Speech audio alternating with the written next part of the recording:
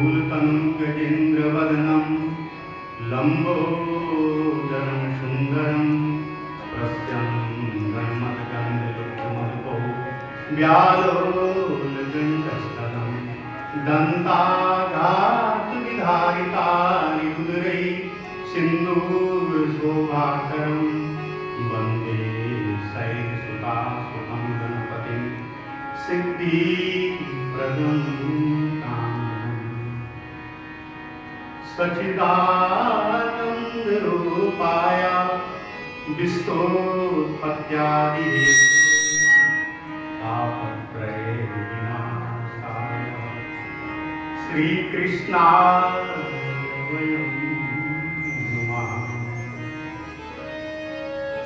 वासनाथ वासुदेवस्य वासितं भुवनत्रयं सर्वभूतनिवासोऽसि वासुदेव नमोऽस्तुते। नमोऽस्तुते व्यासविशालबुद्धे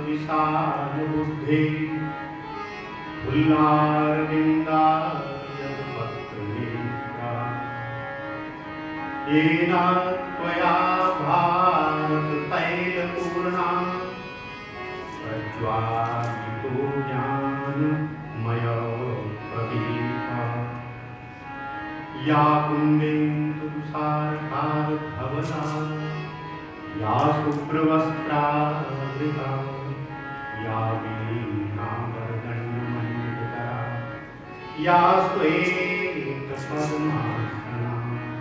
या ब्रह्माच्युतशङ्करप्रभृतिभिर्दैवैः सदा वन्दिता सा मां पातु सरस्वती भगवती निःशेषजाड्यापा। नारायणं नमस्कृत्य नरं चैव नरोत्तमं देवीं सरस्वतीं व्यासं ततो जयमुदीरये। गुरुर्ब्रह्मा गुरुर्विष्णु गुरुर्देवो महेश्वरः गुरुः साक्षात् परब्रह्म तस्मै श्रीगुरुवे नमः। अज्ञानान्तिमरान्धस्य ज्ञानाञ्जन्यशलाकया चक्षुरुन्मिलितं येन तस्मै श्रीगुरुवे नमः। जय जय श्रीराधारमण जय जय नवल किशोर जय गोपीचितचोर प्रभु जय जय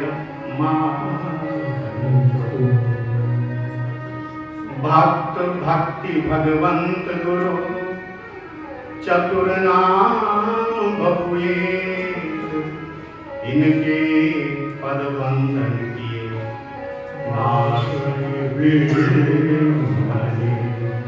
वृंदावन बिहारी लाल की जय। शंभुदेव भगवान की जय।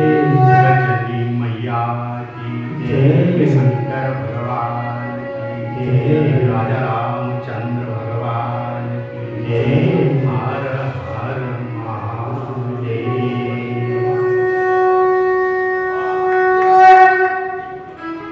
आइए मन और वाणी को पवित्र करते हुए उच्चारण और नाम संकीर्तन। श्री राधे राधे गोविंद गोविंद राधे। श्री राधे राधे गोविंद गोविंद राधे। राधे राधे गोविंद गोविंद राधे। श्री राधे राधे गोविंद गोविंद राधे।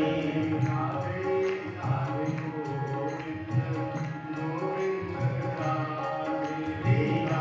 राधे।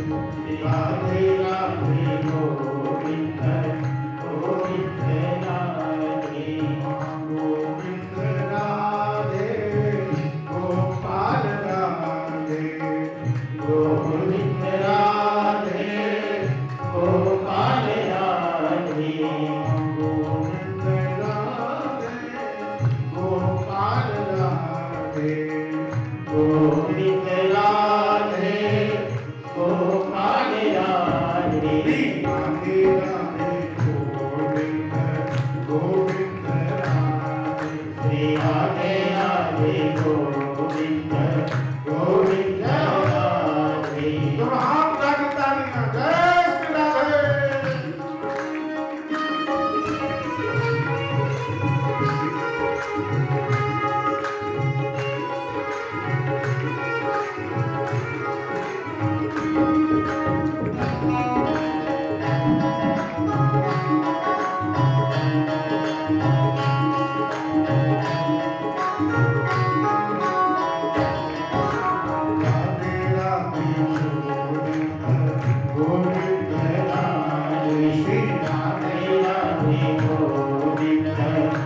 गोविंद राधे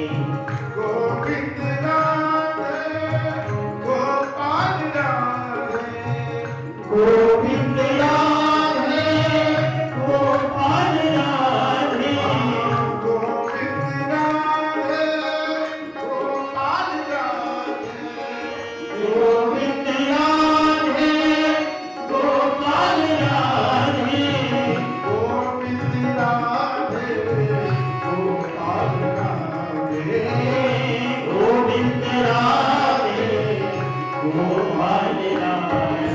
राधे राधे गोविंद गोविंद राधे श्री राधे राधे गोविंद गोविंद राधे राधे राधे गोविंद गोविंद राधे श्री राधे राधे गोविंद गोविंद राधे गोविंद राधे गोपाल राधे गोविंद राधे गोपाल राधे गोविंद राधे गोपाल राधे गोविंद राधे गोपाल राधे राधे राधे गोविंद गोविंद राधे श्री राधे राधे गोविंद गोविंद राधे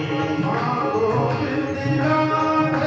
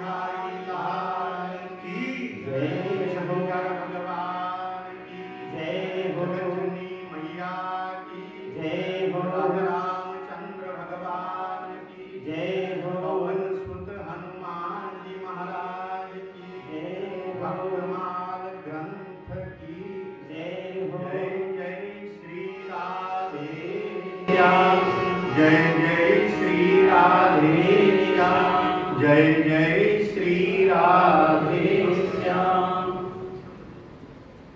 परम मंगलमय परात्पर अखिलेश्वर का कारण करुणा होता है। अखिल कोटि ब्रह्मांड नायक शरणागत वत्सल परब्रह्म परमात्मा श्री हरि जो भक्तमाल कथा के परम रसिक मेरे प्रभु, उनकी महती कृपा से, उनकी विशेष अनुकंपा से आज ग्रेटर नोएडा के अजनारा होम्स में सनातन सांस्कृतिक मंच के तत्वावधान में दिव्य भक्तमाल कथा के प्रथम दिवस में हम प्रवेश कर रहे हैं। आए हुए समस्त श्रोतागण, विप्रवृंद एवं स्नेहमयी माता, भक्तमयी मातृशक्ति, इस पवित्र चैत्र मास में बसंत ऋतु,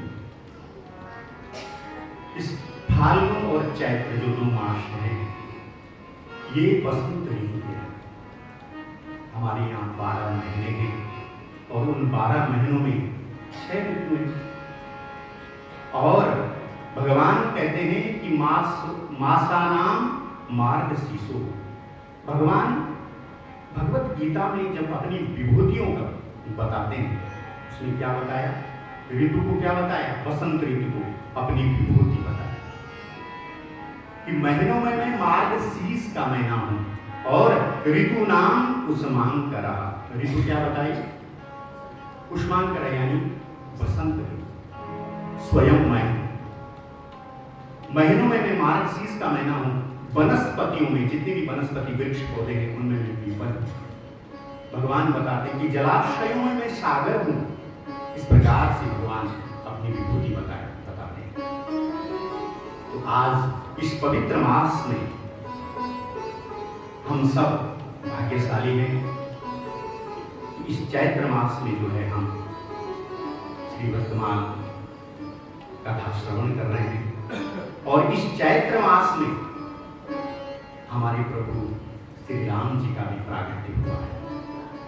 और एक और बात है कि जो इस महीने हमारी हिंदू संस्कृति का ये जो है नव वर्ष है, नया साल है। और इस कितना अच्छा काम किया है जो यहाँ पर जो है सनातन सांस्कृतिक मंच जो बना है। हमारे देश को इसी तरह जागने की आवश्यकता है।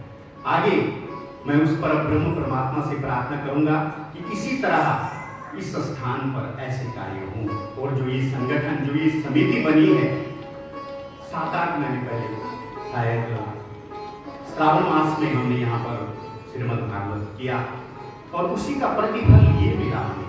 आप लोगों का ये प्यार मिला कि तुरंत ही 5-6 महीने में हम जो है पुनः यहाँ पर उपस्थित हुए कि केवल और केवल आप लोगों का प्यार है। और ये जो भाग, ये सनातन सांस्कृतिक मंच का जो गठन हुआ है, ये सब भगवान के कृपा से। क्योंकि हम तो बड़े बच्चों को, हमारे बच्चों को कुछ भी पता नहीं है। उनको पूछो हिंदी के मैंने आते, वो नए साल हमारे को पता नहीं किस तरीके से जो है हमारे के साथ धोखा हुआ है। हमारे साथ, हिंदुओं के साथ छल किया गया है। हमारे चैत्र मास को यहाँ क्या बता दिया? अप्रैल फूल। बताओ, मूर्खों का दिन। हमारे ऋषियों ने इसको जो है नए साल, नया साल, और लगता भी नए नए कोंबल आ रही है, नए नए फूल खिल रहे हैं, लग रहा है नया नया। जब आप नया साल मनाते हैं 1 जनवरी को, तो क्या करते हैं? पार्टी। क्या होती है? पार्टी होती है। सब लोग बोलते हैं नया 9 वर्ष की शुभकामना। तो यहाँ पार्टी नहीं होगी, यहाँ फास्ट व्रत होगा। यहाँ सब लोग जो है भगवान का व्रत करते हैं। ये हमारा जो भारतीय संस्कृति है, इसमें क्या होता है? पूजन होता है, घट स्थापना होती है और घट स्थापना होकर के ध्वजा लगती है।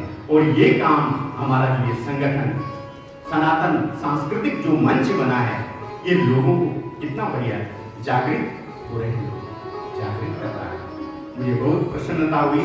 हमारे सभी सदस्यगण बैठे हुए हैं, इनमें से सबसे सीनियर बुजुर्ग जो हैं हमारे दुबे जी, उन्होंने बहुत ही अच्छे ढंग से इस बात को रखा कि हमें जो है नव वर्ष मनाना चाहिए, लोगों को बताना चाहिए, क्योंकि हम भूल गए, हमको हमारे साथ बड़ा धोखा किया गया कि नया साल कब है, जनवरी से। ये जनवरी हमारा महीना नहीं है, हम लोगों का नया साल नहीं है, हम लोगों का साल है अप्रैल, यानी 9 अप्रैल को चैत्र शुक्ल प्रतिपदा, उस दिन जो है हम माता की पूजा करते हैं। हमारा दिन माँ की पूजा से शुरुआत होता है, क्योंकि माँ सर्वोपरि है, माँ श्रेष्ठ है। इसलिए माँ की पूजा से हमारी भारतीय संस्कृति, हमारा नया वर्ष प्रारंभ होता है। ऐसे पवित्र मास में हम बड़े भाग्यशाली हैं जो भारत की भूमि में मानव शरीर प्राप्त करके हम लोगों का कितना सौभाग्य है। हम लोगों का सौभाग्य देखकर देवता भी तरसते हैं, क्योंकि देवलोक में भले ही विषय बाहुल्य बहुत है, देवलोक में सारी व्यवस्थाएं विषय बाहुल्य से भरा पूरा है, लेकिन सत्संग एवं भगवत कथा का सदैव वहां अभाव रहता है। वहां आपको सत्संग नहीं मिलेगा, वहां आपको जो है ऐसा आनंद नहीं मिलेगा कि आप बैठ करके, जो यहाँ पर सत्संग में जो घड़ी आनंद मिलेगा वो संसार में और कहीं भी नहीं मिलेगा। इसलिए बड़े भाग मानुष तन पावा, सुर दुर्लभ सतन धन गावा। बड़े भाग मानुष तन पावा, सुर दुर्लभ सतन धन गावा। साधन धाम मोक्ष कर द्वारा, साधन धाम मोक्ष कर द्वारा। पाई नहीं परलोक सवार, पाई नहीं परलोक सवार।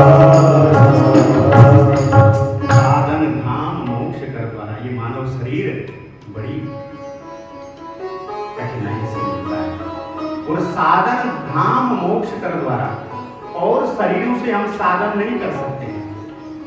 साधना के लिए केवल मानव शरीर है।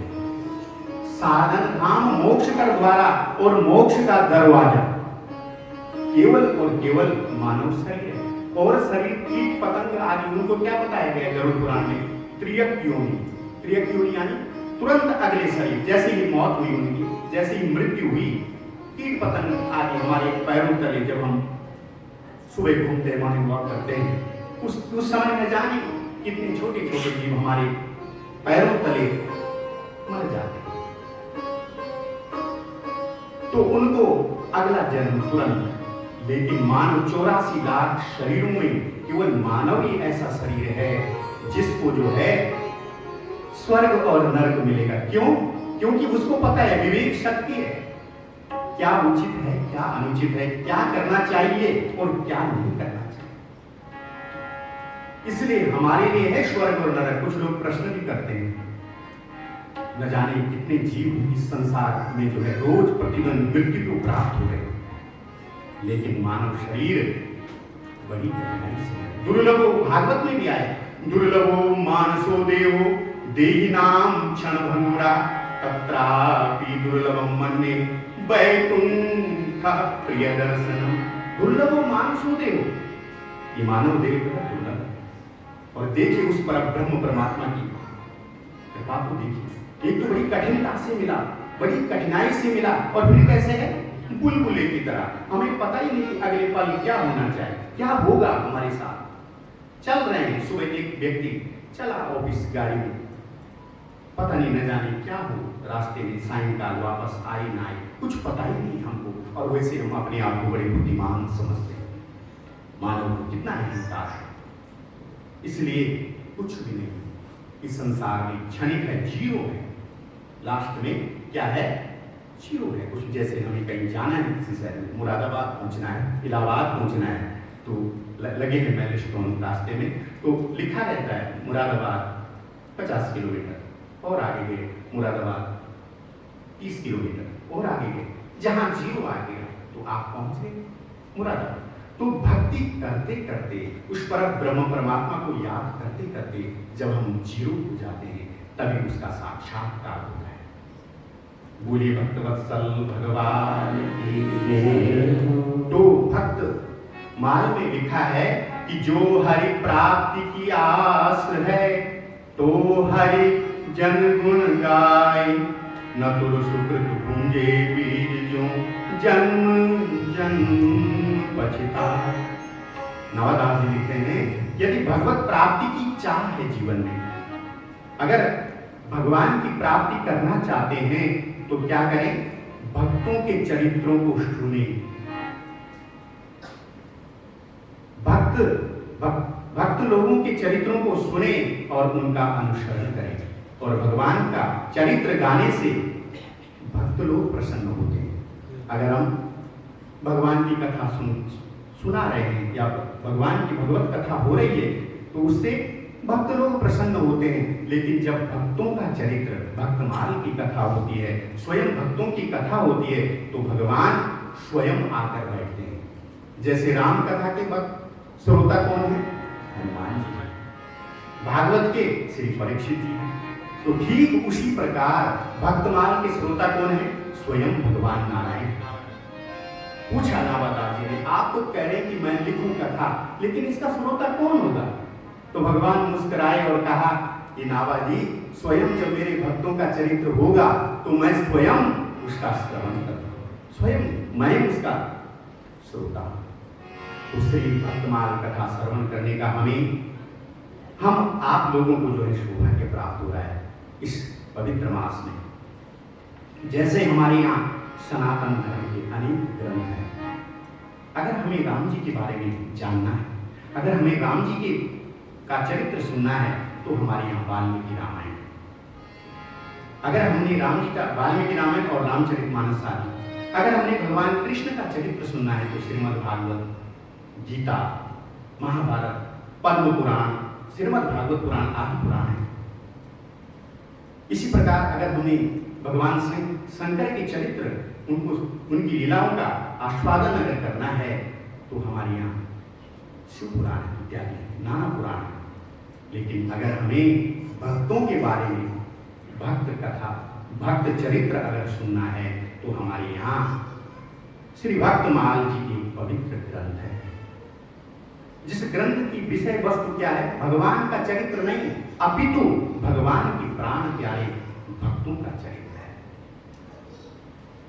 भक्तों के चरित्रों की से यह ओतप्रोत भक्तमाल ग्रंथ है, जो इस कलिकाल में ब्रह्मा जी के अवतार नावा गोस्वामी जी के द्वारा प्रकट है। आज आप शुरू से सुनेंगे, पता लगे कि किसने लिखा, ये नावादास स्वामी कौन हुए।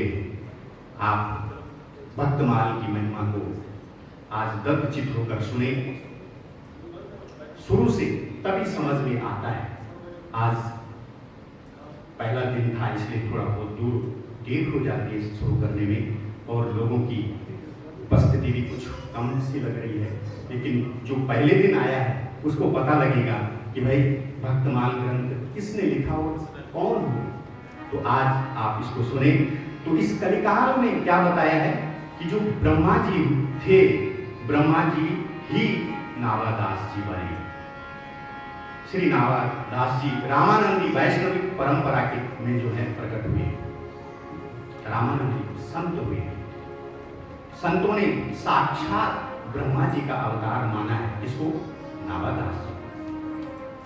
ब्रह्मा जी से एक बहुत बड़ी गलती हो गई। श्रीमद् भागवत में आपने सुना होगा,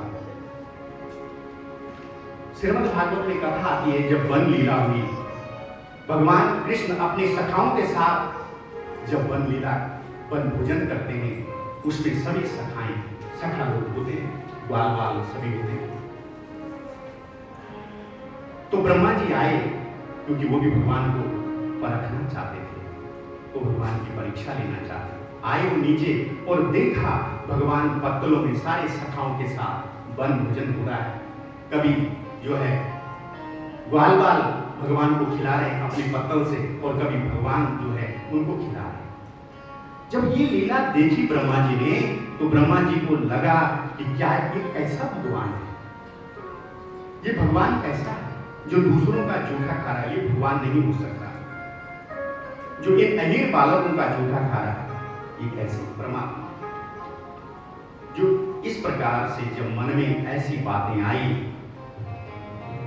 ये भगवान नहीं हो सकता, यदि भगवान है तो मैं इनकी परीक्षा लूंगा, ऐसा विचार ब्रह्मा जी के मन में आया कि देख, यद्यपि मैं इनका पुत्र, इनसे ही मेरा प्रागट्य हुआ, इनसे ही भगवान नारायण से ही तो ब्रह्मा जी की उत्पत्ति,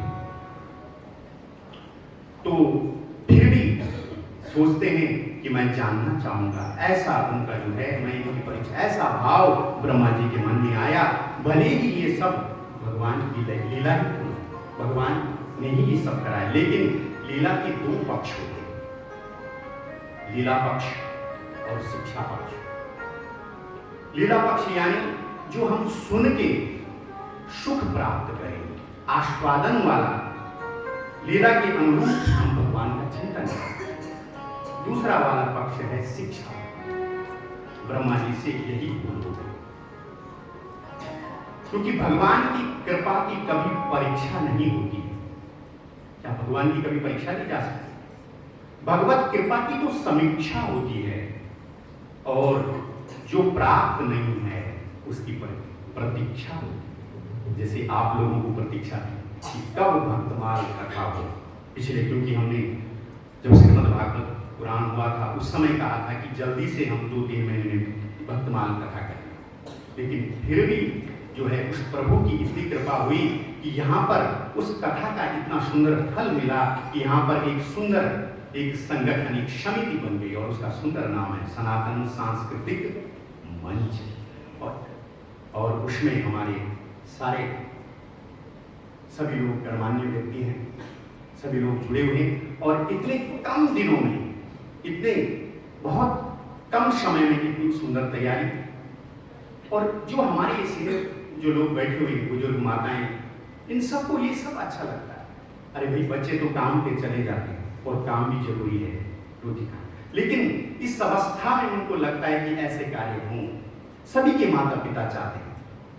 और ये शुरुआत हमारे वकील साहब श्री अभिषेक जी ने पीछे अकेले ही भागवत का जब शुरुआत करी थी, तो कुछ ना कुछ किसी न किसी को आगे आना पड़ता है। मुझे बहुत प्रसन्नता है कि उसका इतना अच्छा प्रतिफल मिला कि यहाँ पर एक सुंदर संगठन, एक समिति बनी है, जो कि आगे भी आप लोगों के ऐसे कार्य यहाँ पर निरंतर होते हैं। ये तो शुरुआत है। जब अच्छे लोग जुड़ते हैं, जब अच्छे लोग इकट्ठे होते हैं, तो कुछ ना कुछ अच्छा काम होता है। और इससे अच्छा क्या होगा कि एक साथ जो है इतने लोग जो है आनंद ले गए सत्संग का।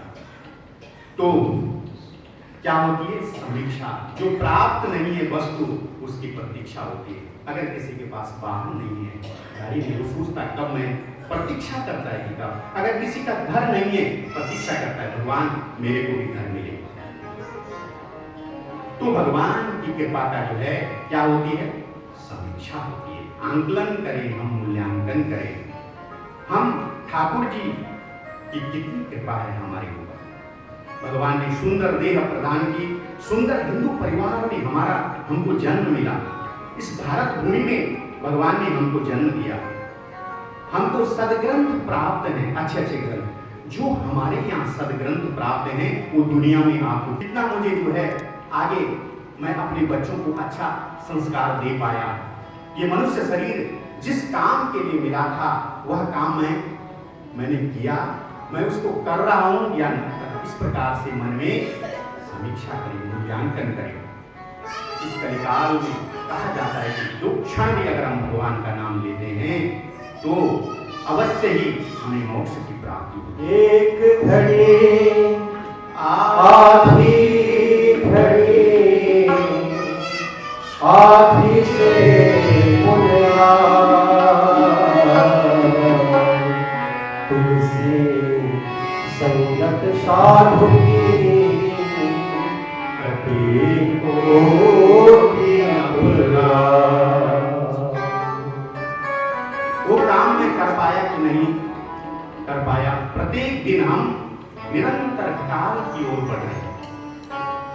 जन्म दिवस मनाते हैं, कितनी खुशियां मनाते हैं। अरे भाई, हम तो मृत्यु के निकट होते जा रहे हैं, इसलिए एक एक दिन हमारा पूरा हो रहा है, हम एक एक दिन का सदुपयोग जीवन में करें।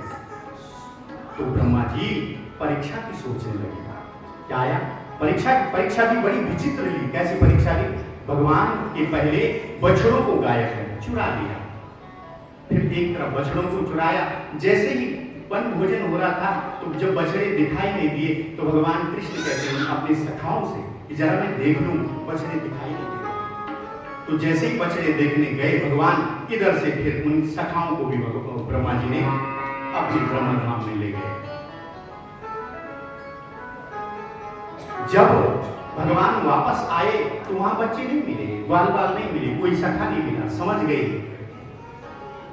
ये तो बड़े कहां चले गए, ना बछड़े दिख रहे, ना गाय दिख रहे, ना ग्वाल बाल दिख रहे। समझ में आ गया कि ये जो है ब्रह्मा जी की करनी है। ठीक है, अब पाठ तो पढ़ाना पड़ेगा भगवान से। तब भगवान कुछ समय चाहते, वो ब्रह्म परमात्मा अगर चाहते तो तुरंत वहां ब्रह्मलोक से ले आते बच्चों को। वो तो सर्वगुण संपन्न है परमात्मा, सर्वशक्तिमान है, कुछ भी कर सकते हैं। लेकिन उन्होंने ऊपर नहीं गए, स्वयं क्या बन गए? ग्वाल बाल और स्वयं बछड़े बन गए। भगवान ने ऐसा क्यों किया?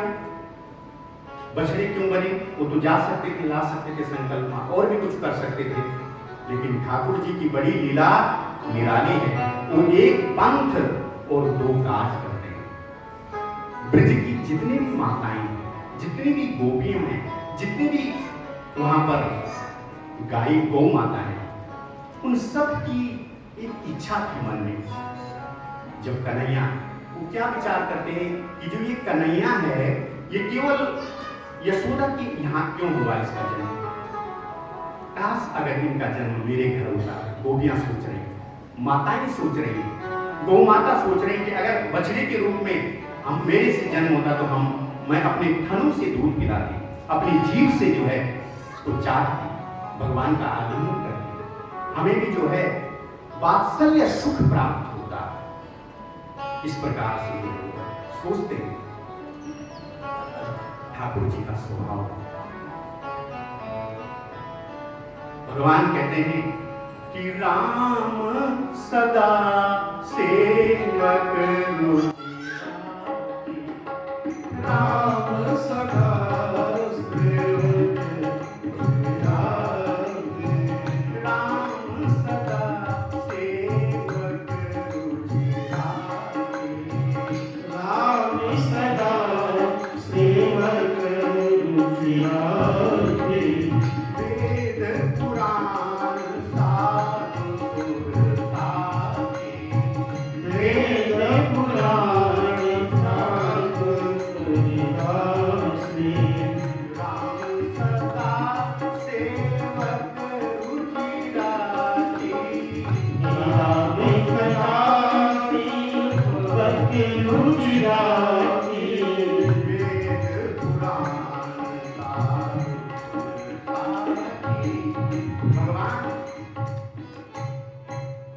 बंधुओं, इस संसार में भगवान जो है कुछ, इस संसार में कुछ करने से मिलता है, लेकिन भगवान की भक्ति चाह से मिलती है। अगर किसी के पास धन नहीं है और वो लखपति करोड़पति बनना चाहता है, तो उसको कुछ कर्म पुरुषार्थ करना पड़ेगा, क्योंकि संसार में कुछ करने से होता है। अगर उसको धनवान बनना है, अगर उसको करोड़पति बनना है, तो उसको कुछ काम करना, पुरुषार्थ करना, कर्म करना पड़ेगा। लेकिन अगर भगवान को चाहना है, अगर भगवान की भक्ति प्राप्त करनी है, ईश्वर को प्राप्त करना है, तो फिर क्या? चाह होनी चाहिए।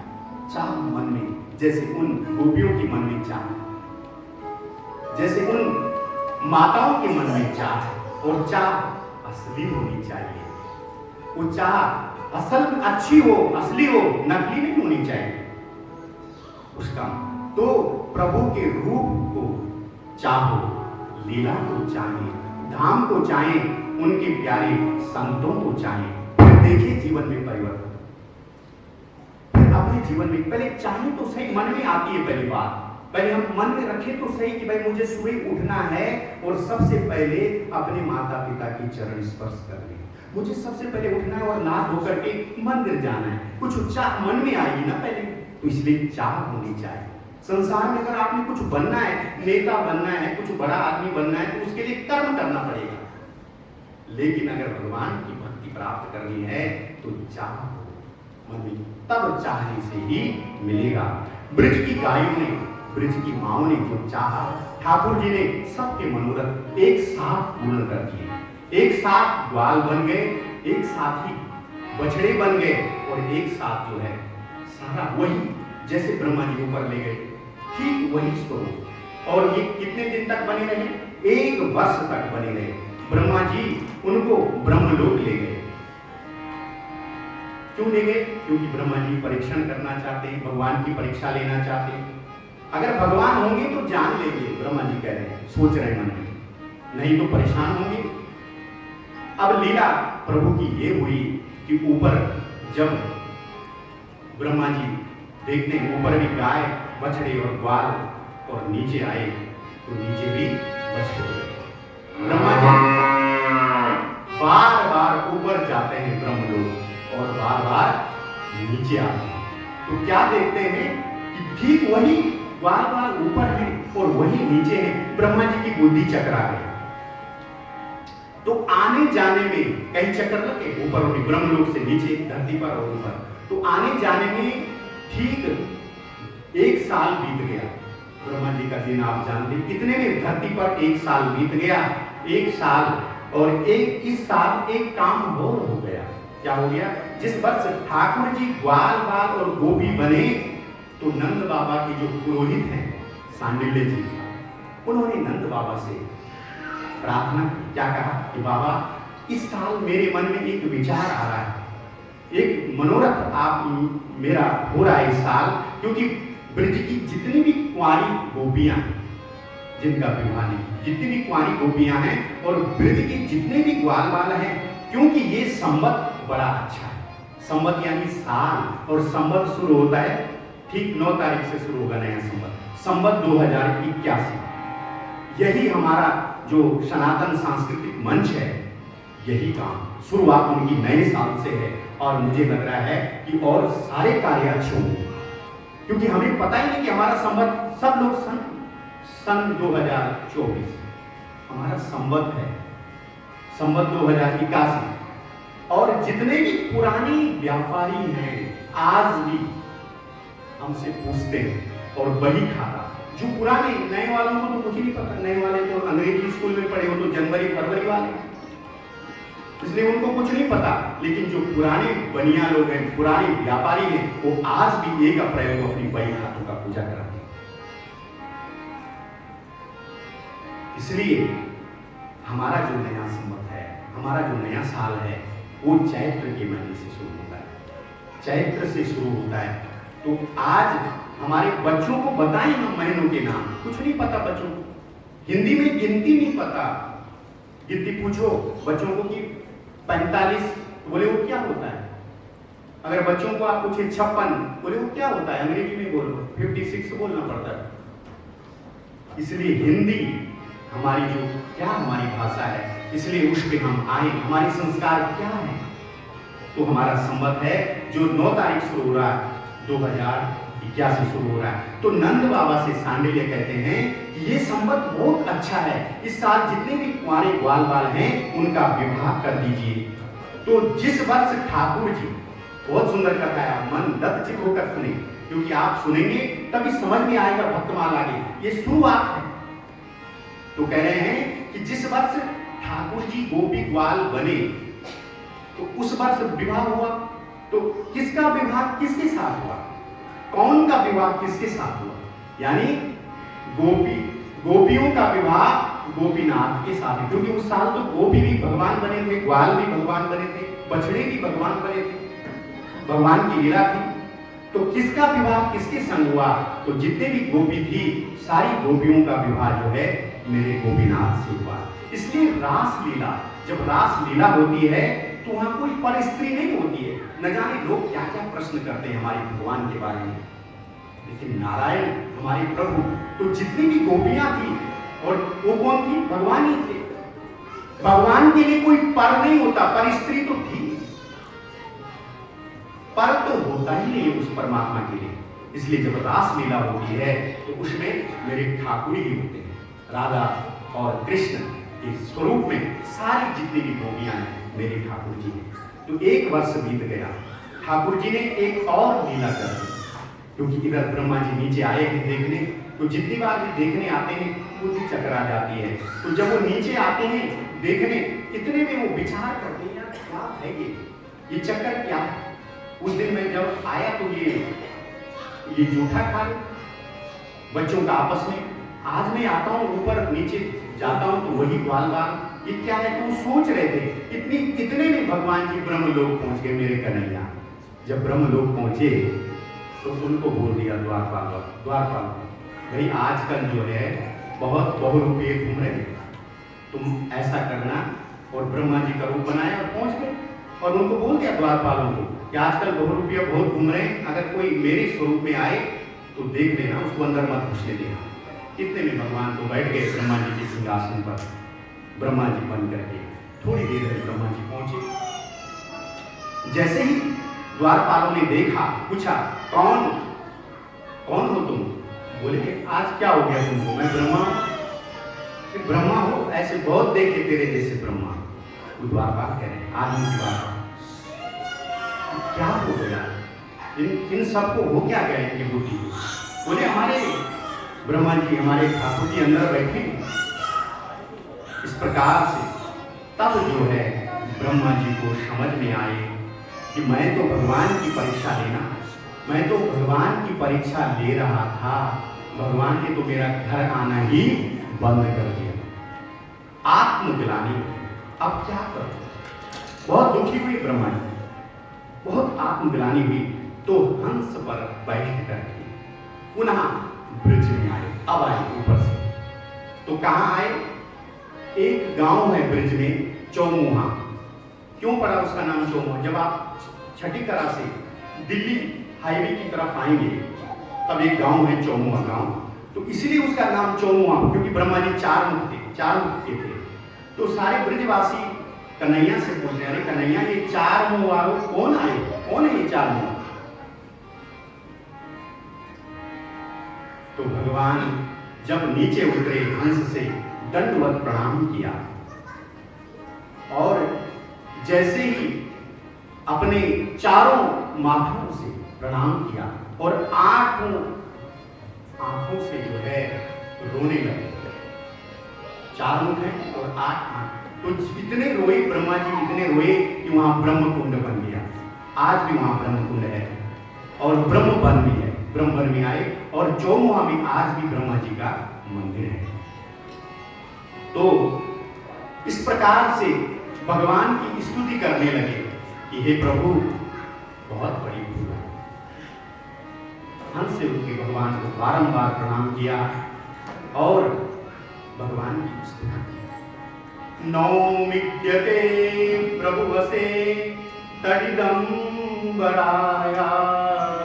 गुंजावतंस परिपीच्छल सम्मुखाय वन्यास्त्रजे कवलनेत्र विशाल वेणु लक्ष्मास्त्रे मृदुपते पशुपांजाय। श्रीमद् भागवत में बहुत सुंदर स्तुति 40 श्लोकों में जो है ब्रह्मा जी ने स्तुति की। नौमी थे प्रभु से, हे प्रभु नौमी मैं आपको नमन प्रणाम करता हूँ, हे प्रभु मैं आपको प्रणाम करता हूँ। आज मुझे आपकी प्रभुता का पता लगा है, आज मुझे ज्ञान हुआ है। मैं तो केवल सृष्टि का सृजन करता हूं, मैं तो केवल सृष्टि बनाता हूं, लेकिन आप हे प्रभु आप तो संकल्प मात्र से इस ब्रह्मांड का सृजन करते हैं। इन आप मेरे ऊपर दया। बहुत बड़ी स्तुति ब्रह्मा जी की है श्रीमद् भागवत में। स्तुति इंद्र ने भी की है, जबकि इंद्र का अपराध बड़ा है, क्योंकि पहले ब्रह्मा जी ने परीक्षा ली थी, फिर उसके बाद इंद्र ने भी परीक्षा ली। और इंद्र ने तो ऐसी परीक्षा ली कि वो तो ब्रजवासियों को मारना ही चाहता था। ब्रह्मा जी तो भगवान का परख रहे थे, परीक्षा ले रहे थे, लेकिन इंद्र की तो ऐसी स्थिति थी, वो तो ब्रजवासियों को मारना ही चाहता था। इसलिए इंद्र ने केवल 11 श्लोकों में भगवान की स्तुति की। ठीक है, भगवान ने माफ किया, लेकिन ब्रह्मा जी की इतनी बड़ी स्तुति पर भी पता नहीं चला कि भगवान कितने प्रसन्न है। कारण क्या है? इसका कारण है, यद्यपि इंद्र का अपराध बड़ा था, जरा विचार करें, इंद्र तो मारना ही चाहता। यद्यपि इंद्र का जो अपराध था वो बड़ा था, पर परिणाम बड़ा अच्छा हो गया। परिणाम क्या अच्छा हुआ? क्योंकि इंद्र ने जब बरसात की और भगवान ने वो जो है अपनी छोटी उंगली पर गोवर्धन धारण किया, तो भगवान और भगवान के भक्त 7 दिन और 7 रात के लिए इकट्ठे हो गए, एक साथ मिल गए। लेकिन ब्रह्मा जी ने क्या किया? ब्रह्मा जी से अपराध हो गया, परिणाम कठिन हो गया। भले छोटा सा ही जो है वो मारना तो नहीं चाहते थे, अपराध बहुत छोटा है, लेकिन परिणाम उसका बहुत भयंकर निकल गया। भगवान के भक्त और भगवान 1 साल के लिए दूर हो गए, ठीक 1 साल के लिए अलग अलग हो गए। तो भगवान, परिणाम उसका ये निकला कि फिर भगवान दुखी हुए कि तुमने मेरे भक्तों को मेरे से दूर किया। फर्क बस इतना ही है।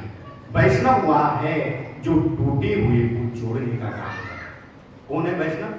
जो टूटे हुए को जोड़ने, जैसे यहाँ पर सनातन संस्कृति मंच का गठन हुआ है और इतनी अच्छी सोच सर्वप्रथम और एक बहुत छोटे से मैसेज पर, छोटे से उसमें इकट्ठे हुए हमारे बंसल साहब, तिवारी जी, दुबे जी, बहुत कम लोग, और कितना अच्छा संकल्प उनका। शुरुआत जो है भक्तों के चरित्रों से, और अब 9 तारीख का जो प्रोग्राम है, मेन जो है 9 तारीख को जो आपका जो प्रोग्राम रखा हुआ है, ये सबसे बड़ी जागृति लाने वाला है। और ऐसे आगे के भी कार्यक्रम, छोटी छोटी बातें हैं, हमको बरगलाया गया, हम लोगों को, हिंदुओं को बरगलाया गया कि भाई ये तो हम अब जो है पुनः उसकी प्रतिष्ठा हमने वापस लानी है, जैसे हमारे देश की प्रतिष्ठा की। जो हमारे संस्कार थे खोए हुए, हमने पुनः सबको जागृत करना है। तो वैष्णव हुआ है जो टूटी हुई को जोड़ने का काम करे। वैष्णव तोड़ने का काम कभी नहीं करता। जहां तक हो सके हम जीवन में जोड़ने का प्रयास करें। ठाकुर जी प्रसन्न हो जाते, ठाकुर जी प्रसन्न हो जाते जोड़ने में, अगर हम अच्छा कार्य करें। यहाँ पर हमारी इस समिति ने लोगों को जोड़ा, इतने सारे लोग भगवान की कथा का आनंद ले रहे हैं। ये क्या एक छोटे से प्रयास है। अच्छा, एक व्यक्ति होता है कि किसी तरह पड़ोसी भी परेशान रहता है उसकी हरकतों से, और वो सोचता है कि कब ये यहां से जाए, लेकिन सोच हमारी अच्छी होनी चाहिए। सबसे पहले मन में हमारा विचार अच्छा होना चाहिए। अगर हमारे विचार अच्छे हैं तो भगवान की कृपा से पड़ोसी भी अच्छा मिलेगा, बच्चे भी अच्छे होंगे, संस्कारित होंगे। क्योंकि सबसे पहले अगर सुधारना है तो हमने अपने आप से शुरुआत करनी है। बोलिए भक्त वत्सल भगवान की। इंद्र की स्तुति से भगवान राजी हो गए, लेकिन ब्रह्मा जी ने 40 श्लोकों में भगवान की स्तुति की, फिर भी भगवान प्रसन्न नहीं हुई। तो ब्रह्मा जी बोले भगवान से कि अगर आप मेरी प्रति अपराध करते, कौन? भगवान कन्हैया कह रहे ब्रह्मा जी से कि हे ब्रह्मा जी, अगर आप मेरे प्रति अपराध करते तो शायद मैं आपको क्षमा कर देता। एक छोटी सी आप मेरी स्तुति करते, एक श्लोक से मैं प्रसन्न हो जाता, परंतु आपने मेरे प्राण प्यारे भक्तों का अपराध किया, भक्त अपराध किया आपने मेरे भक्तों को मेरे से दूर कर दिया, इसलिए आपका बहुत बड़ा अपराध है। और फिर आप उन बाल बालों की जात पूछते हो। इस भक्तमाल में नावादास जी ने, चाहे वो ब्राह्मण आचार्य का, जिस प्रकार से ब्राह्मण भक्तों का जो है चरित्र का गान किया, ठीक उसी प्रकार से जो है जुलाई के घर में पैदा हुए कबीरदास जी का भी गान किया। नाई के घर में हुए भक्त सेन जी का भी जो है उन्होंने चरित्र गाया है। इसी प्रकार से प्रत्येक 4 वर्ण और 4 वर्णों में अनेक भक्त हुए हैं। सतयुग से लेकर और कलयुग तक अनेक प्रकार के भक्तों का जो है चरित्र गाया है।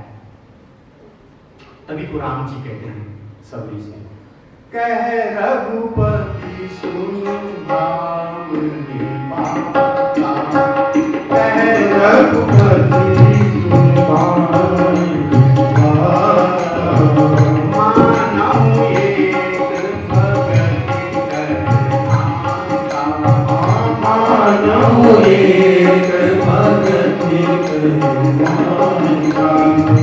श्री रघुनाथ जी कहते हैं कि मां एक भामिनी सबरी से मैं केवल और केवल भक्ति का नाता देता हूं, और इस संसार में मेरा कोई ना किसी से अप्रिय है ना कोई प्रिय है, लेकिन मैं अपने भक्तों के लिए कुछ भी कर सकता हूं। इसलिए भगवान श्री कृष्ण ब्रह्मा जी कह रहे हैं कि हे ब्रह्मा जी, अगर मेरे प्रति आप अपराध किया होता आपका, तो शायद मैं माफ भी कर देता, लेकिन आपने तो मेरे भक्तों के प्रति अपराध किया है। तुरंत ब्रह्मा जी ने हाथ जोड़े और हाथ जोड़कर ब्रह्मा जी बोले कि अब कैसे अपराध क्षमा होगा? अपराध तो हो गया, गलती तो हो गई, और जब गलती, नावादास जी का जो जन्म हुआ है इस वंश में हुआ, हनुमान वंश में ही भयो जन्म। कह रहे हैं कि हनुमान वंश में प्रकट भय। कौन? नावादास। बोले हनुमान जी ने तो विवाह, किसी ने पूछा कि भाई नावादास जी का हनुमान वंश में विवाह हुआ, तो हनुमान वंश तो है, हनुमान जी तो बाल ब्रह्मचारी, उनका वंश कैसे हो गया? नावा जी से 4-5 पीढ़ी पहले जिस परिवार में नावा जी का जन्म हुआ वो ब्राह्मण परिवार था, उसमें अपने बच्चे को बिठा गए शरणागति। ऐसी परिस्थिति होते हुए भी भगवान की शरणागति, हे प्रभु अब तुम ही हमारी रक्षा। देखिए शरणागति, चाहे जीवन में कैसी भी परिस्थिति आए, कैसा भी समय आए,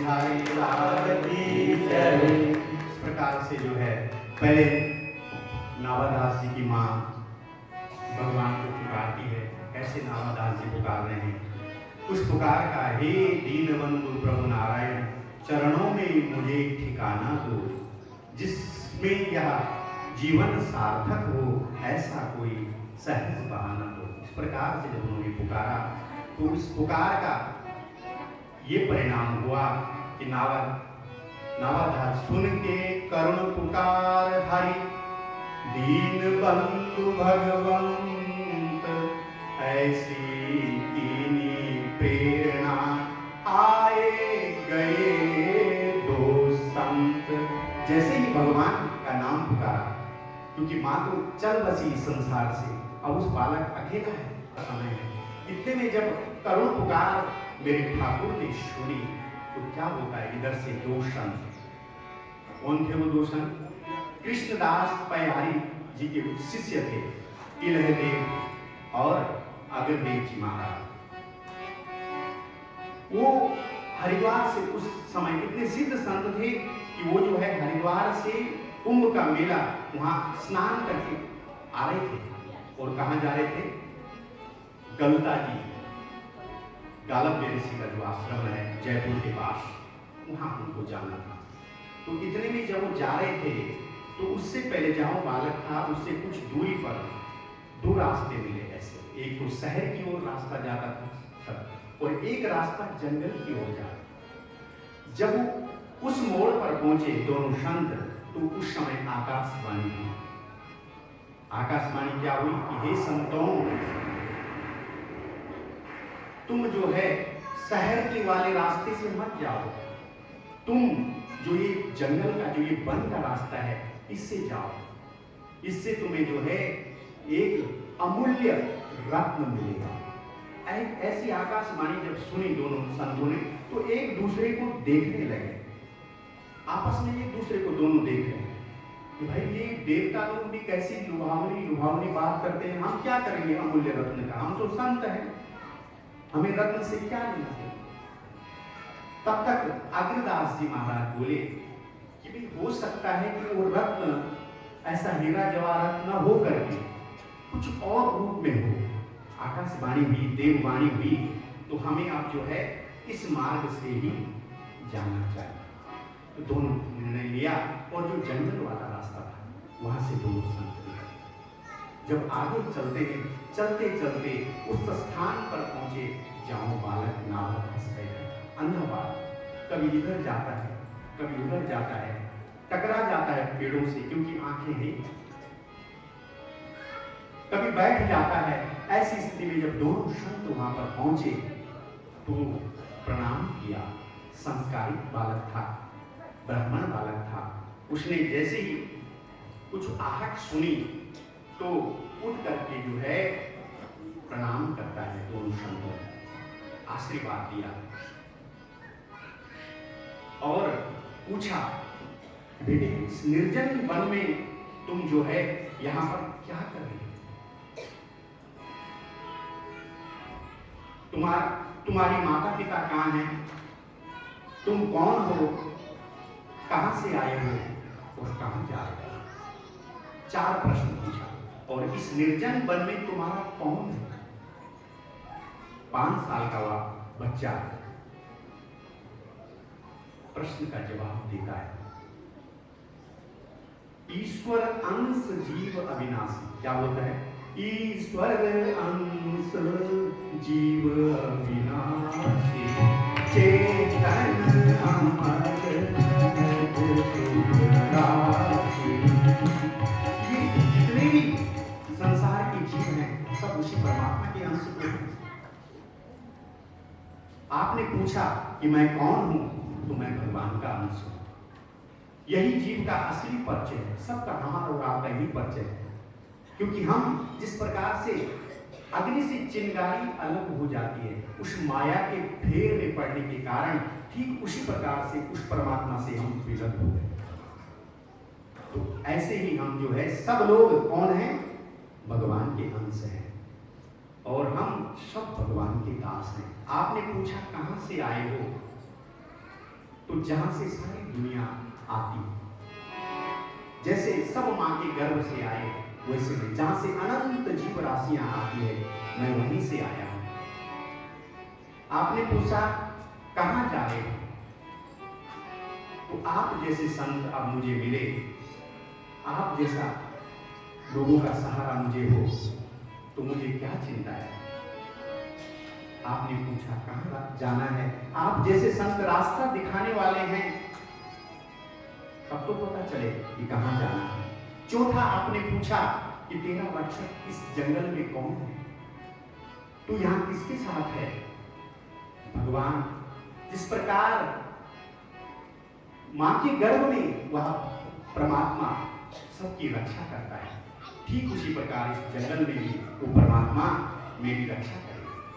ऐसे प्रश्न जब सुने, ऐसे अटपटे जवाब, जैसे कि कोई वृद्ध व्यक्ति जो अनुभवी व्यक्ति हो, ऐसे छोटे बच्चे के जब जवाब सुने, तो दोनों गुरु भाई एक दूसरे की शकल को देखे और विचार किया कि भाई वो आकाशवाणी थी, हो सकता है कि इसी बच्चे के लिए कहा वो अमूल्य रत्न। पूछा बेटा तुम्हारी मां कहाँ है, तब उसने सारा वृतांत सुनाया कि पिता को तो मैंने देखा नहीं, क्योंकि वैसे भी मेरी आंखें नहीं है, लेकिन मेरी मां कुछ देर पहले मेरे लिए जल के लिए गई, जल ढूंढने गई है, लेकिन वो आई नहीं बहुत देर से, न तो जल आई न फल आई, काफी देर हो गई, सुबह से सायंकाल हो गई है, लेकिन मां वापस नहीं आई। तब तक जो दो संत थे, उनमें जो किलेदेव जी महाराज थे, वो इतने सिद्ध पुरुष थे कि उन्होंने ध्यान लगाया उसी जगह से, और जब ध्यान लगाया तो ध्यान से पता चला कि कुछ दूरी पर इसकी मां का मृत शरीर पड़ा, और कहा बेटे तेरी मां तो जो है अब इस संसार में नहीं है। थोड़ी देर बच्चा स्तब्ध रह गया, चुप रह गया, सोचता रह गया, फिर बोला गुरुजी बस एक दुख है मुझे कि मैं अपनी मां की सेवा न कर सका, कुछ नहीं कर पाया मैं अपनी मां के लिए, केवल एक दुख है। लेकिन जाना तो सबको है संसार से, कोई थोड़ा पहले कोई थोड़ा बाद में, कुछ लोग पहले चले जाते हैं, किसी का नंबर पहले आता है किसी का बाद में आता है, ये तो संसार है, ऐसे ही जाना है। सच्चा जो आनंद है वो ऐसे सत्संगों में मिलता है जहां शरीर का भी भान नहीं रहता है, जब ऐसी कथाओं का हम श्रवण करते हैं। सच्चा आनंद पूरी संसार में केवल यहाँ, ये सुविधाएं देवलोक में नहीं है, वहां सत्संग नहीं है, यद्यपि वहां पर पूर्ण और आजीविका के पूरे संसाधन हैं और सारे सुख के साधन हैं, लेकिन वहां सत्संग नहीं। इसलिए तो देवता तरसते हैं इस धरती पर आने के लिए, इस मानव शरीर को प्राप्त करने के लिए। तो जरा सोचिए, जरा विचार करिए, आप और हम कितने बड़भागी हैं इस भयंकर कलिकाल में जो हम भक्तमाल कथा सुन रहे हैं। बोले वृंदावन बिहारी लाल की।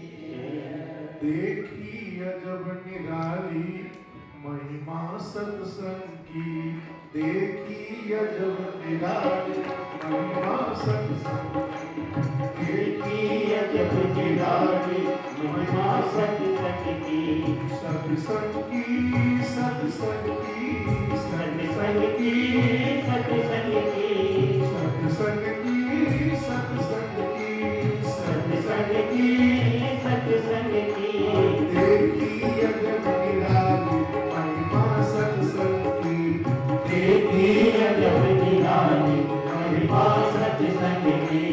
सत्संग में है मोती हीरे, सत्संग में है मोती हीरे।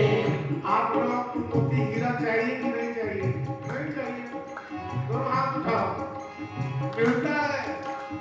महाराज जी कई बार कथा करते हैं, भजन होता है ना, कहीं लोग खड़े हो जाते हैं, कहते महाराज जी हमें तो 4 दिन हो गए यही आशा में लगाए बैठे हैं, आप लोग कहते हैं, रोज कह रहे हैं क्या? सत्संग में है मोती हीरे, सत्संग में है मोती हीरे, सत्संग में है मोती हीरे, सत्संग में है मोती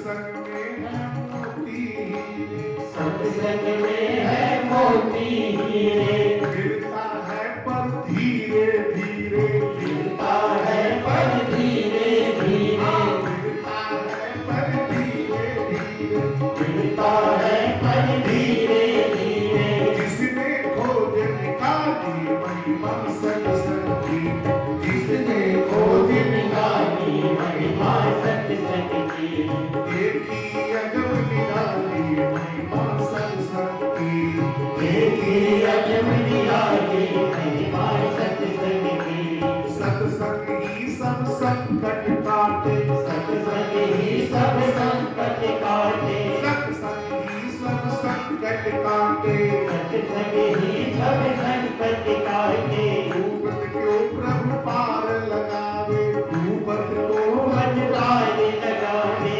भूपत को प्रभु पार लगावे, भूपत को प्रभु पार लगावे, सदा रहे खुशहाली महिमा सत्संग की, सदा रहे खुशहाल महिमा सत्संग की, बिनु सत्संग